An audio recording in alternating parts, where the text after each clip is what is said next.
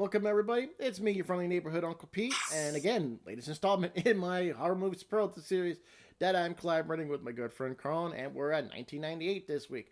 You guys know all the drill by now. I'm not going to waste y'all time, too much of you guys' time. Please watch my video, watch Carl's video, link in the description down below, and then vote on the community tab on his page on who you thought had the better picks.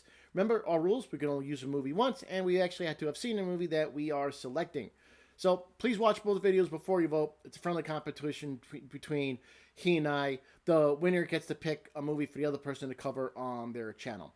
So if Carlin wins, he gets to pick a movie that I will cover on Nails in a Coffin. If I win, I get to pick a movie for him to review.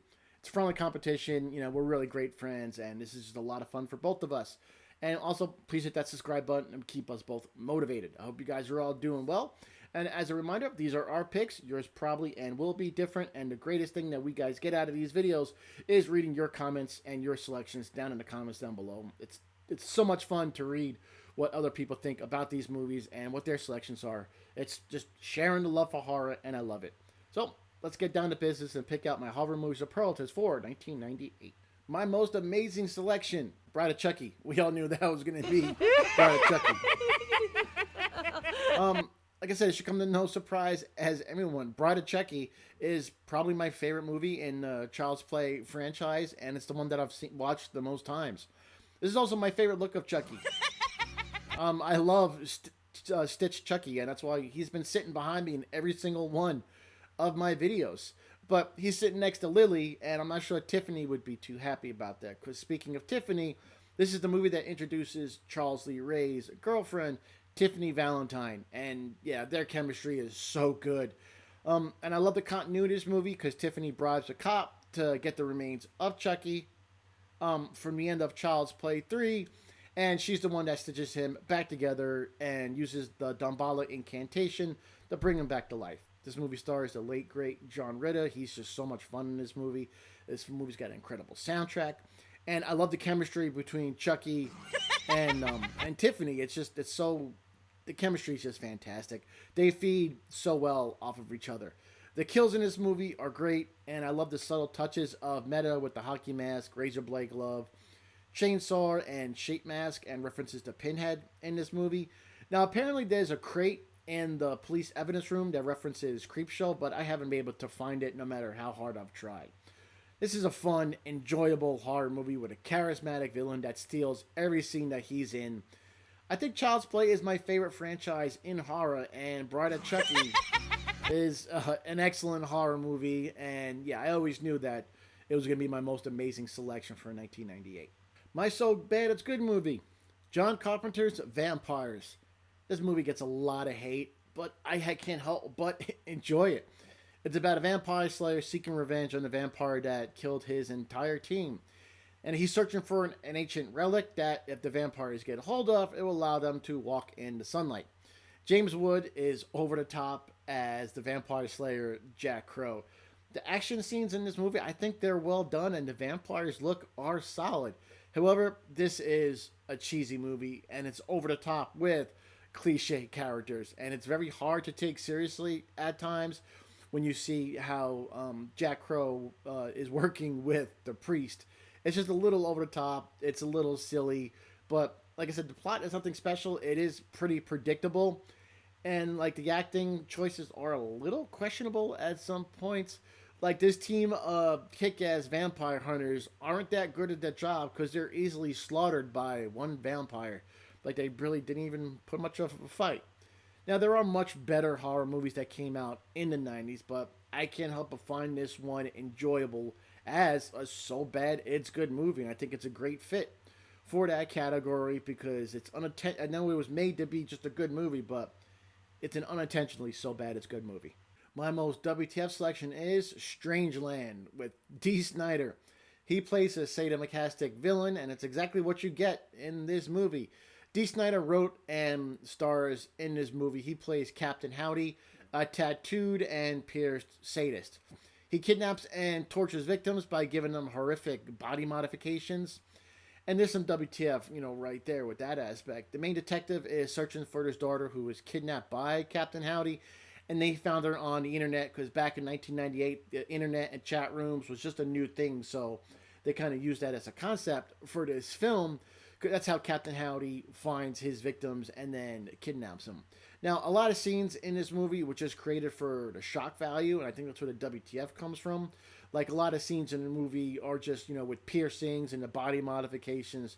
They're just to kind of make you you see needles going through skin. They're made to gross you out, to make you turn away and make you not enjoy it. If you're not a fan of needles, you're really not going to like a lot of the scenes in this movie. And some of these movies, part of this movie, don't really make any sense. Like the director's daughter is kidnapped, and you think the whole movie is going to be about her, but then they find her about 20 minutes into the movie. Captain Howdy is easily caught. He's released from prison, now reformed because of medication, but then some things happen, and he goes back to being the sadist. And the ending is just like, WTF? Yeah, it's not the greatest movie in the world, but it's definitely worth the watch if you like weird, strange WTF movies. Not saying it's bad, not saying it's great, but if you watch Strangeland and you have seen Strangeland, I'm sure a couple times you've seen it, you've asked yourself, WTF. For Best Gore, I chose Deep Rising. I love this underrated movie. The monster looks great and is pretty much downright scary. And because I would not want to come across this thing on an abandoned ocean liner in the middle of the ocean. This is an excellent at-sea horror movie. It's about a salvage crew that comes across a deserted ocean liner with a group of mercenaries on board as well. And there's no one left on board, and they're originally going to find out why, and the nightmare is just going to be, that's just the beginning of their day. At first, the salvage crew and mercenaries think the monster attacked them, stalking them. It's just like giant snake-like creatures, but some of the scenes, then we find out it's all part of one giant, gross-looking creature. Now, this is late 90s CGI, but back in 1998, I think it looked pretty solid for CGI. It wasn't that bad of a movie. I think some of those scenes looked pretty downright good. The monster looked good.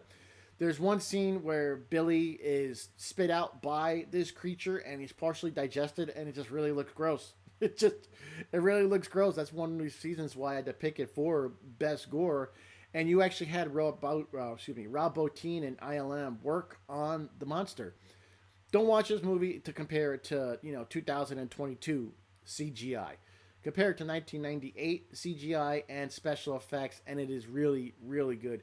It's an entertaining movie. Treat Williams, I loved him in Dead Heat. I'm a big fan of his.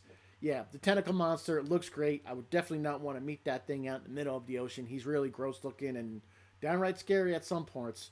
So, yeah, if you haven't seen Deep Rising, check out my Best Gore pick. For my most unique selection, I went with Ringu. I feel as though Ringu is a very unique horror movie from the 90s, and it was one of the first J-horror films that I watched. And J-horror is a different experience than traditional American horror film. This is a slow burn that slowly gets under your skin, taking its time setting up characters and the scares. Ringu is more than a movie you watch. You kind of experience it. Going through all the horror movies released in 1998, this one to me stood out about all of them of being unique. It was unsettling, unlike the other movies that I've watched for that year. Another unique aspect of this film is how it introduced American audiences to this genre of horror. When the American remake came out in 2002, people went to go seek out the original. I think that's great. And it opened the doors to foreign horror films for a lot of horror fans. Ringu was responsible for, starting the J-horror obsession, I believe. J-horror films are vastly different than American horror films. As I've said, the scares are more impactful because of the way they set up the characters and set the scares up. And yeah, nothing can really come close to this original when you consider the remake. I think it's by far a superior film. And the way Ringu sets up the scares, develops its characters, tells its story, and the way it introduced so many fans to this wonderful genre are why I selected it as the most unique horror film of 1998. And for my most overrated selection, I went with Urban Legend. I just think it's unoriginal, cashing in on the success of Scream. It's almost a clone of Scream. Now, if you watch my Superlatives video on 1996 and 1997, I'm not a big fan of Scream or Scream 2. I'm just not a fan of 90s teen slashers.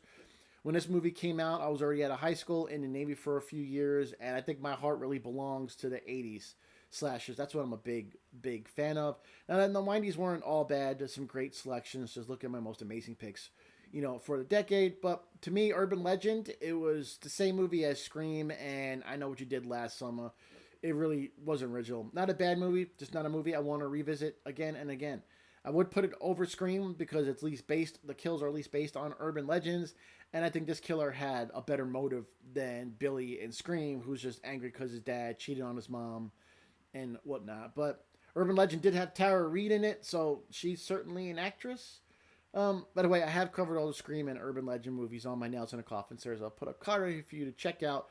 I would appreciate it, but it's not a bad movie, not a favorite of mine by far. But if you like this movie, let me know in the comments down below. Let me know what you think of it. For me, it was my most overrated horror film of 1998. Wrapping things up with my most underrated horror film, and I went with Fallen. Fallen is an excellent psychological horror film with a solid cast. Denzel Washington, John Goodman, James Gandolfini, Donald Sutherland, and Elias Koteas. If you've never seen this movie, forgot about this movie, or haven't seen this movie in a long time, you owe it to yourself to go check out. Denzel plays a detective who believes the killer who was recently executed, that he helped catch, is still out there committing crimes. Denzel Washington is his detective role is someone you can root for because he's a reliable lead.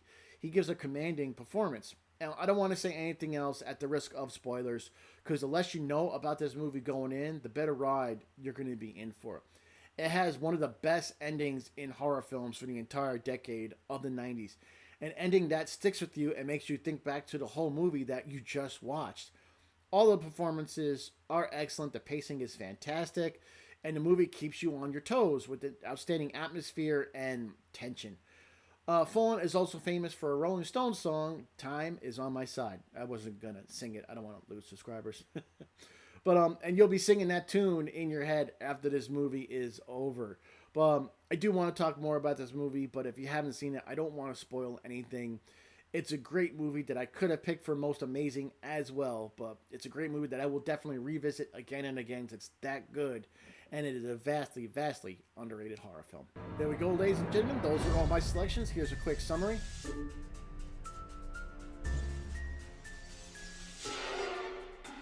Thanks again for watching this video. Now please go to Carl's channel, link in the description, watch his video with the same name, and then go to the community tab on his page and vote for who you thought had the better picks. And don't forget to leave your selections down in the comments below. If you haven't already, please hit that subscribe button. We both really, really much appreciate it. We're almost done with the 90s. We only got one more year to go, and then we're going to do a wrap up for, the entire decade. We're having a lot of fun. I hope you all are having fun watching these videos. We greatly, greatly appreciate it. Hope you guys are doing well. I hope your new year is going to be awesome. Take care of yourselves. Stay happy, stay healthy, stay safe. I am your friendly neighborhood Uncle Pete, and remember, with great kills, there must also come great nails.